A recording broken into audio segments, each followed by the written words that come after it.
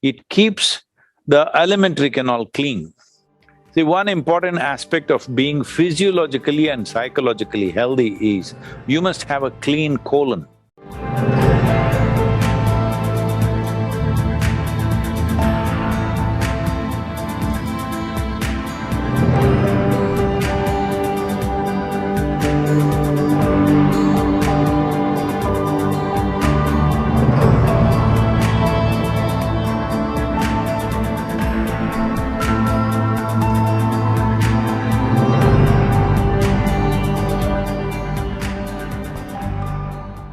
Sonia from Jodhpur says that, ghee has always been an integral part of our food traditionally. But given our sedentary way of living, does it make sense to continue with it in our food plan, or should we drop it? No, has many useful things. She comes from Jodhpur, which are actually desert lands.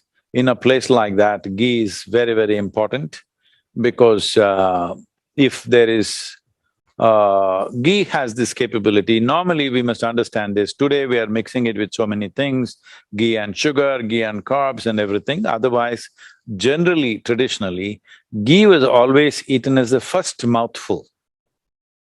The idea is, she comes from Jodhpur and if she's eating dal bati, well, it's soaked in ghee. There is no way you're going to eat this dal bati without ghee. It has to be soaked in ghee because the roughage of the cereal is such, without ghee, it's very hard for the thing to go through.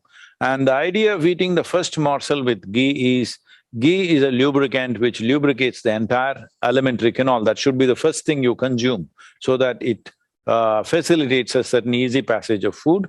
And also there is a factor in India, in many ways, chili is the spirit of India, okay? Yeah.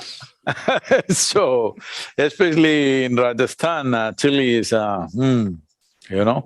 because even if a camel eats, it must be tasty. So it is really, really heavy on chili. When you eat very spicy food, it's very good to coat your tract with ghee before you consume that. In Andhra Pradesh, in Rajasthan, in various other places, wherever there is very hot, spicy food, eating ghee has been a part of Indian tradition. Leaving that aside, the importance of ghee is it keeps the alimentary canal clean. See, one important aspect of being physiologically and psychologically healthy is you must have a clean colon. If you go to an Ayurvedic doctor or a Siddha Vaidya, if you have any kind of problem, even if you say you're mentally disturbed, first thing that they do to you is you have sleepless nights, first thing they do to you is to purge you. Because a clean colon is vital for all these things. So one who consumes ghee in a proper manner, that person's colon will always be clean because nothing sticks there, nothing stays there for long periods of time. Today, colon cancer, intestinal cancer are becoming so big. I would say it is not that you can prevent this absolutely, but the incidence would be much lower if there is a certain amount of consumption of ghee.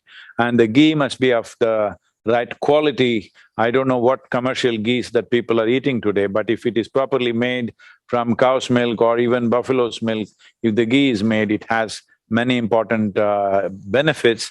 One particular benefit is that